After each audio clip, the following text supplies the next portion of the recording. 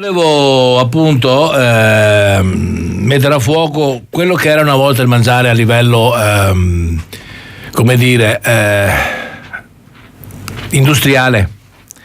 La catena alimentare. Sì, ecco, bene, una volta c'erano grosse aziende che producevano vitelli, pollami e via dicendo. Adesso tutti cultori della natura, tutti cultori del benessere dell'animale. Vegani, vegetariani. Sì, vabbè, comunque. Obiettori. Ecco, quando ti fanno vedere per televisione ste vacche che pascono sui monti, sono tutte, scusatemi la parola, sono tutte boiate. Ecco, esattamente.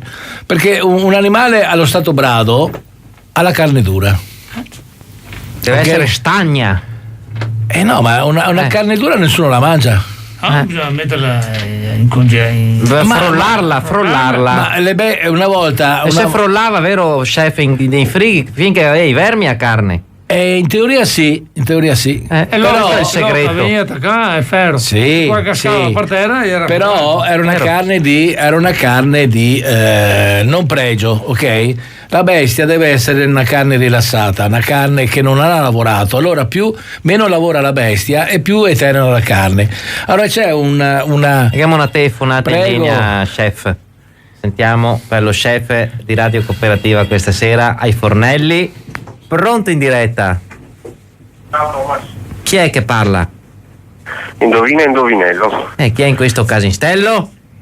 Come diceva Sono Andrea Thomas. Andrea dai Colli Iberici. Precisamente. Carissimo, ciao Andrea, buona serata. Grazie.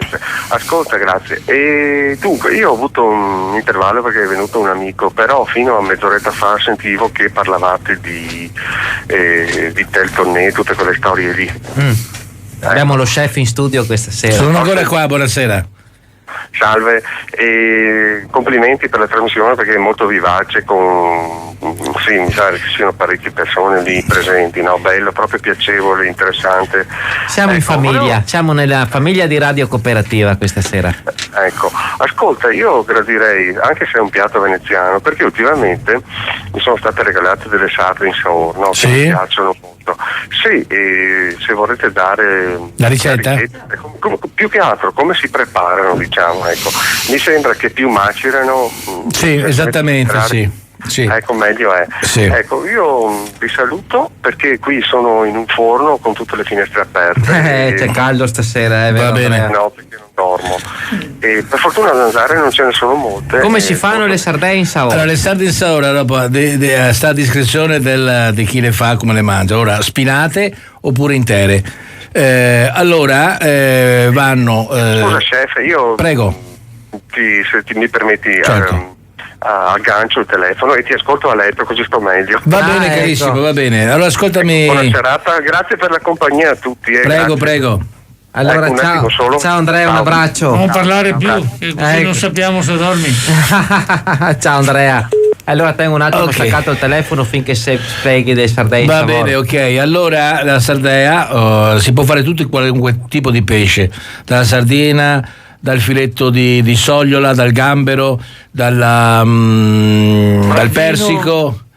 No, non è sprecato, ecco, diciamo che è sprecato. Comunque, a parte questo, allora si deve leggermente infarinare il pesce, leggermente, non va infarinato come fosse un fritto.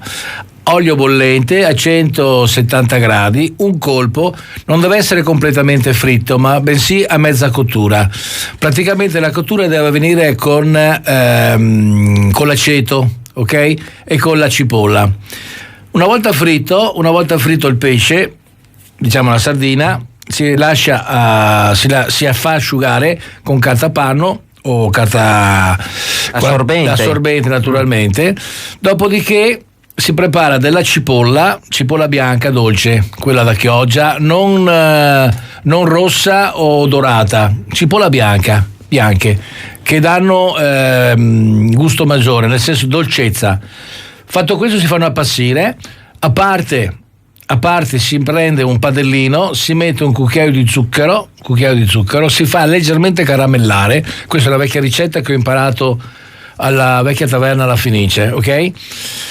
Fatto caramellare leggermente lo zucchero, si mette dell'aceto di vino bianco, si fa bollire, fatto bollire si fa a strato cipolla e sardine, e mezza foglia dell'oro, si copre con l'aceto e si lascia macerare. Tutto stratificato, esattamente.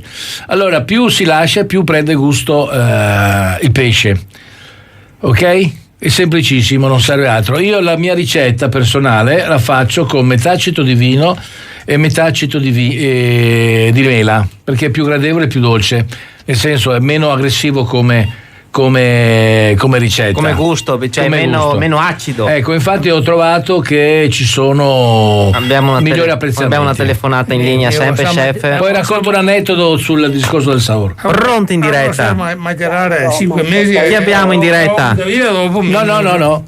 Chi è in diretta? Chi è? Ciao. Sono Mirella. La Mirella del Marcon. Ciao.